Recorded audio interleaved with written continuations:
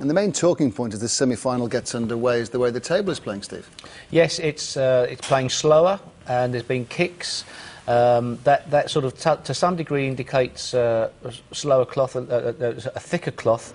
But actually, Mike Ganley, the tournament director, has just popped into the studio just before we finished this frame, and actually said that he possibly believes, and I think we probably agree, wouldn't we, that the humidity's up. Sounds terrible, doesn't it? It's actually gone up from a certain number to a higher number.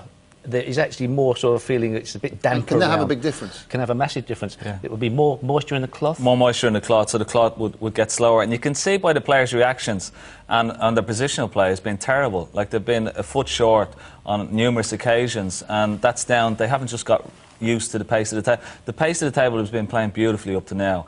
But this first session, the table hasn't settled in. There seems to be more moisture in the cloth, and hence it's a lot slower, and that's why their positional play has been all over the place. Willie says throw the white ball in the bin. Is that a good start, or is that not necessary? Well, I think it's understandable. Players will probably come off the table and have a moan up about conditions, but of course the humidity levels will increase the amount of moisture in the cloth, which will then stick to the cue ball, which means more chalk will stick to the cue ball, and you will get more kicks because there's impurities on the cue ball more than there would be if it was drier, and the chalk would fall off the ball easier. So it may not be the fault of the cloth, which is the same roll of cloth that's been used for the early stages. Cushions, nothing to do with the conditions other than the fact, just one small thing, humidity, and that will be down to which player copes with it better.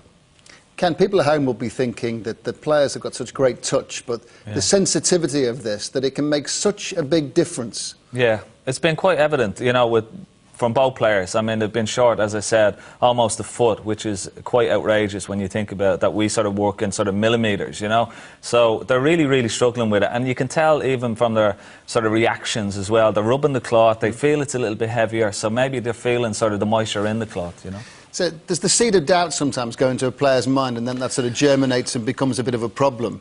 Well, I think what you've seen here is how quickly it can destroy players' confidence. We've seen these two players produce some fantastic snooker, and all of a sudden they look like amateurs, or they're playing, not really, but they play some dodgy shots. And when it comes down to it, we have to cope with different situations. Tournament conditions are better than they've ever been, but of the two players, different cue actions can sometimes cope with different situations better. Mark Allen, who has a very short cue action, may struggle on slower conditions than John Higgins, who's got a more flowing action.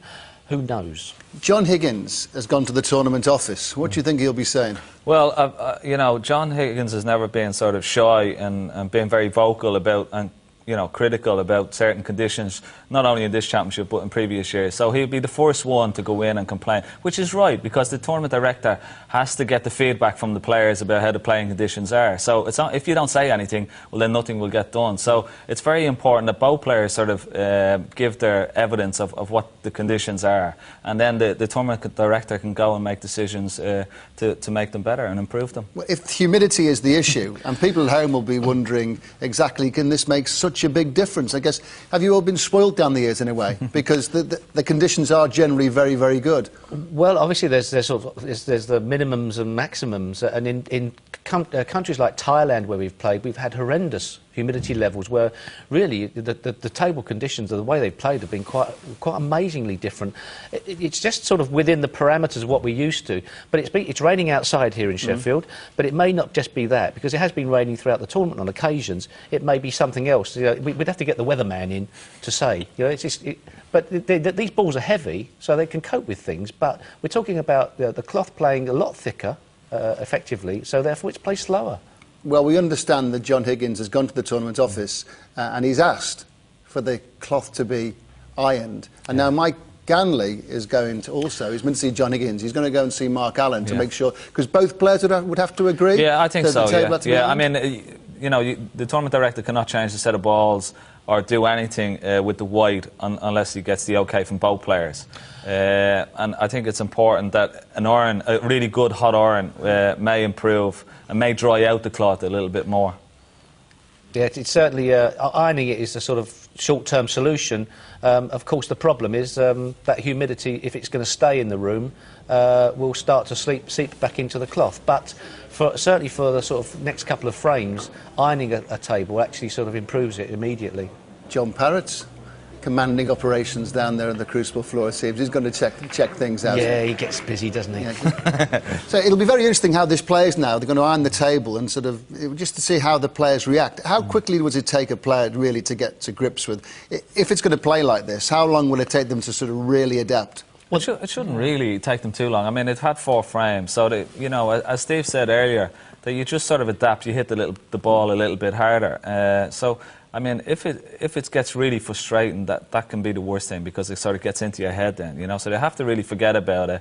They just have to get on with the conditions that they're playing in and just try and hit the balls a little bit harder, you know. But it's very frustrating, because this is, you know, it's the semi-finals of the World Championship. They have been spoiled up to now because the conditions have been so good, but they expect them all the time, as we all do, you know. 4 more frames to play. They'll be back shortly. Now, time for more Crucible stories and anecdotes from down the years.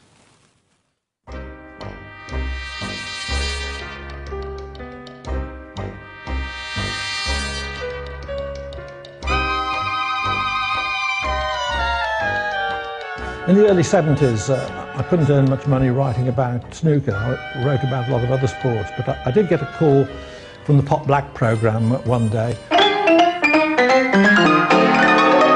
Would I like to cooperate in a Shot of the Week feature? Fine, I said. And the pay was £15. And I thought, well, £15 for a few minutes' work, not so bad, early 70s. Clive. He's got his selection here. And Clive's selection is in game 12 between Ray Reardon and Graham Miles. Anyway, I did the first 2 or 3, and then the awful truth dawned. It was £15 for the series, £1 a week. Thank you to Clive Everton for being such an observant observer. I always remember once I was looking at the betting of a match. It was about the second year we'd come to the Crucible. And I've looked at this match, and Bill Werbenhoek, he's playing 10 times world champion John Pulman. And John Pulman was 2 to 1, and I thought, well, that's a big prize for a 10 times world champion. So I've had a bet, and I thought, right, Pulman can beat Bill Werbenhoek. At the end of the first session, Bill Werbenhoek is leading 8-1. And we all used to stay at a hotel just outside of Sheffield at the time. And I've gone in the hotel that night, and John Pulman is in the bar, and I went, oh, unlucky, John, and he went, listen, if he can beat me 8-1, there's no reason tomorrow morning I can't beat him 9-1. And it gave me a little bit of hope. That was all sat round chatting and this, that and the other with friends, another late night if you like. And when I was going to my room at about 2:30 in the morning, Pulman was still at the bar. And he went, don't forget, if he can beat me 8-1, I can beat him 9-1. As he took another slug of this whiskey, he lost 10-1. I think one of the legends of the game, Jimmy White, and the fact with Jimmy is I've known him since I was a kid. I was a 12-year-old in the snooker club, in the Rongross snooker club in Neasden. While Jimmy used to play over the other side of London, he often used to come to the club. And as a 13-year-old, he was extremely talented, but to look at him, you would never have known. He was a little guy, skinny, brace on his teeth. You wouldn't really have had him out to be like a champion snooker player, but at 13 he was knocking in century breaks and no one had ever seen it before. And there was a guy that used to come over from South Africa, and he was a bit of a hustler in the London area, and he used to take a lot of money off people. Came into Neasden one day, said, I'll play anybody for a few quid.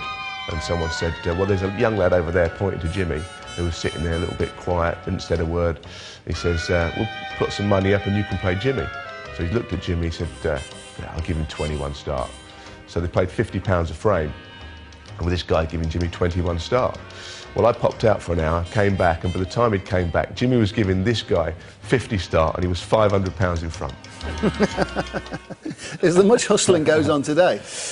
No, not really. I think that all stopped when the game became sort of so big on television. Everybody knew who the good players was. Perhaps the hustling goes on further down the food chain, so to speak. Do you notice it much, Ken? Well, I mean, when I was starting off, we used to always play for money, you know. It used to be always winner stays on, but then it sort of grew and grew. But it was a great way of actually learning, because you're sometimes playing for money that you hadn't actually got, you know.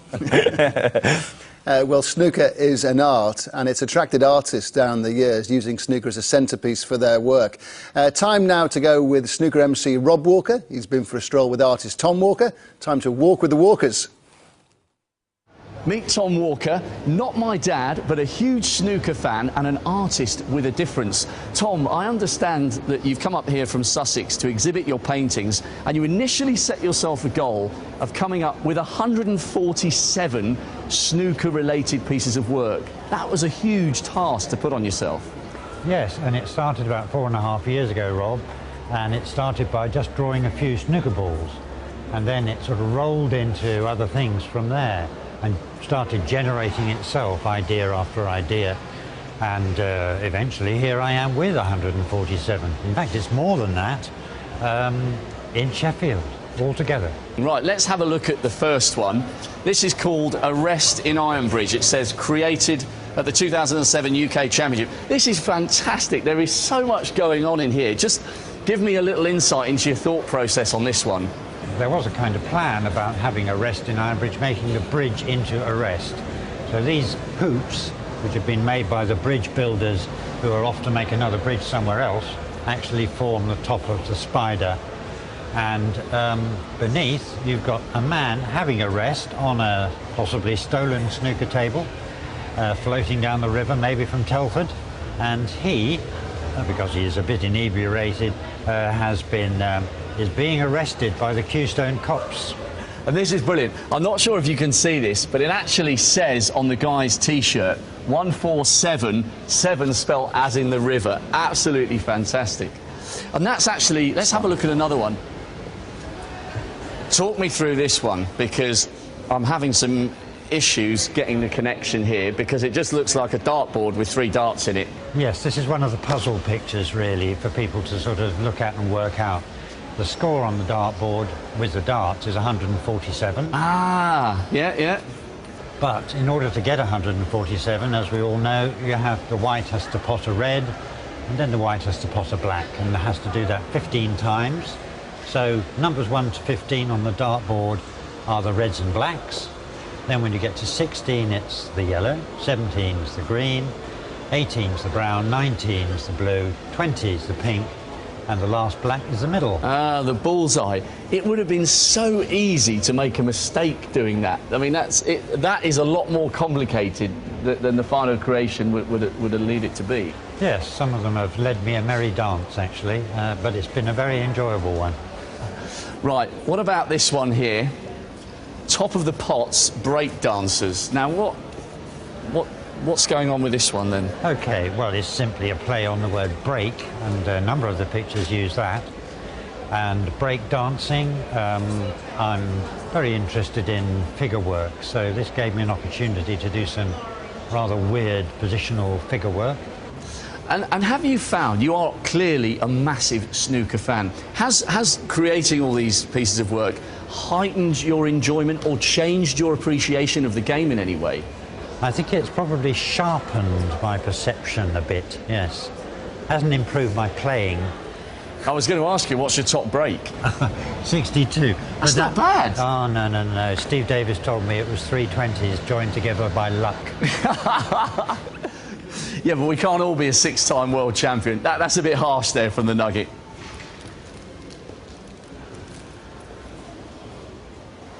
Right, well, here is the last one, Tom. I'm intrigued. Talk me through it. Well, here we have a lobster fisherman, or a robster fisherman, and he's laying out the buoys, which are going to mark where his lobster pots are, on the bay. Right, and look, you've got cues as the oars. There's so much detail there. Absolutely brilliant. What's it called? It's called Let's Get the Boys on the Bays. Yes, that is so cool. Top work, Tom. That is brilliant. Steve, it's fascinating stuff, isn't it? There's some very clever works he's put there together, and he's a great guy and got great imagination. I think I said that it wasn't 320s. I'm sure I said it was 230s with luck in between. I wasn't so cruel as that, surely. It just shows the puzzle that is snooker sometimes can be transferred to the canvas. Absolutely, it's fascinating work, you know, in 4.5 years to actually to bring it to life, to bring it to Sheffield, 147 paintings is fascinating. I must take a trip in there. More card tricks and more trick shots now from Rob Moline.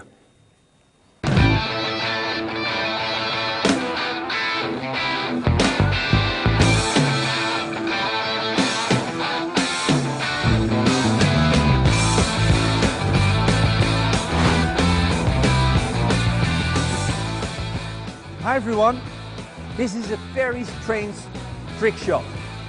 And in a couple of seconds I will explain you everything. But before I do that, I need a very glamorous assistant. Oh, well, I've been called many things before, but never glamorous. Hi John. Hi Rob. Hi. Welcome, please stand over here.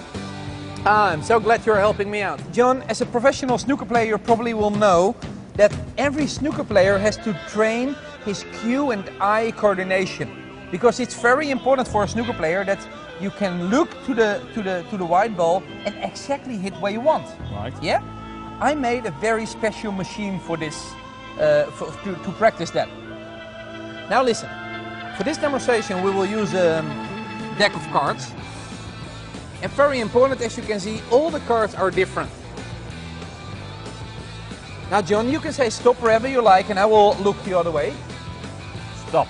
Okay, very good. Take your card. Don't show the ace of clubs to me, but show it to the camera. Normally I get a big hand. Is it the ace of clubs? Is it? It's the ace of Okay, clubs, nice. yeah. Now listen carefully, John. Please, in big bold letters, write your name on this card. In big bold letters. Okay. Because in a couple of seconds I will try to find John's card that we will lose exactly in the middle of the deck. Now his name is on the card, everybody can recognize it immediately if you see it again. John, listen carefully. I will take your card, the ace of clubs, and I will put it in the middle right here. Okay. Now look, there's a little box over here. I would like you to shuffle the cards, and very important, put the cards in the box right here. Face down? Yes.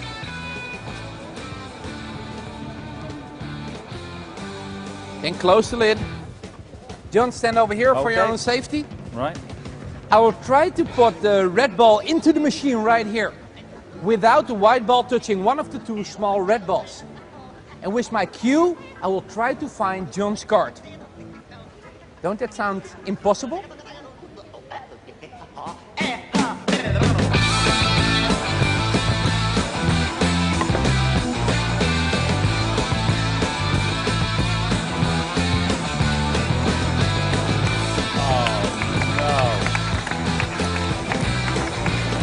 John, come over here. John, come over here. Wait. Because now everybody can see. Out of all the cards that jumped into the air, there's only one card on my cue. And John, show it to the camera. That's exactly your card with your signature on it. And that is my eye and cue coordination training machine.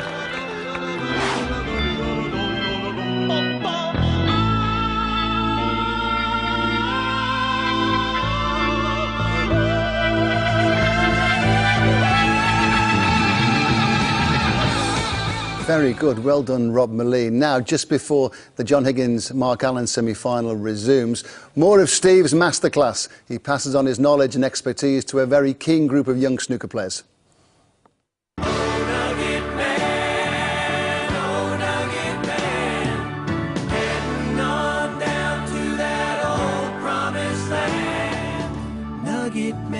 One of the biggest mysteries of the game is to try and work out how to guarantee to pot a ball, how to visualise potting a ball. And it's a bit tricky to explain because sometimes you do it naturally. But when you're trying to teach somebody, I think the best method is to use an imaginary ball in line with the potting angle. So, Ali, we're at the table. Put that white ball, an extra white ball, an imaginary white ball, in line, dead in line with the white and the blue, OK? Now, Grace. Good player, Grace. Line up. Now, line up as if you're going to hit that white ball full in the face, OK? The white ball. Use that cue ball.